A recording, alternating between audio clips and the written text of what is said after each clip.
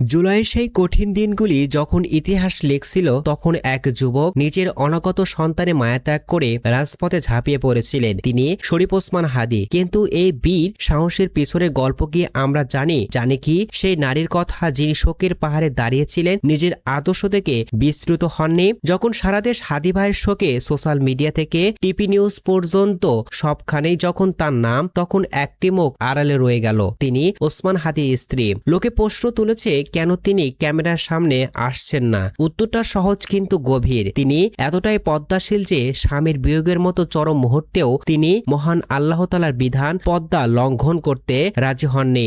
মানুষ ভেবেছিল তিনি হয়তো ভেঙে পড়েছে, কিন্তু মারফিয়া নামের এক প্রত্যক্ষদর্শীর বয়ানে জানা যায় ভিন্ন গল্প।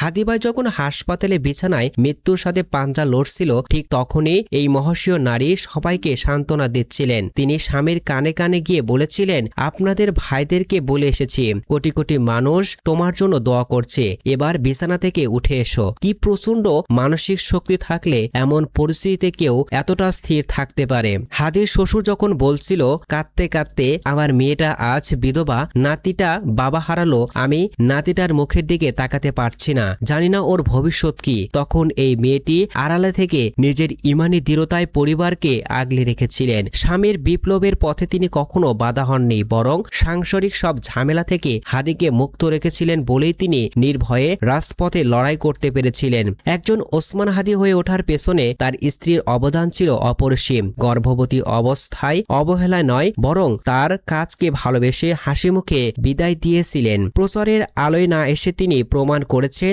হায়া বা লজ্জা একজন নারীর অলংকারী নন, এটি তার শক্তিও। আজকের এই অস্থির সময়ে ওসমান হাদির স্ত্রী আমাদের শেখান, বিপদ যত বড়ই হোক, আদর্শ ও পদ্মা বিসর্জন না দিয়ে ধৈর্য ধরা সম্ভব। মহান আল্লাহ এই বীর পরিবারকে উত্তম প্রতিদান করুন।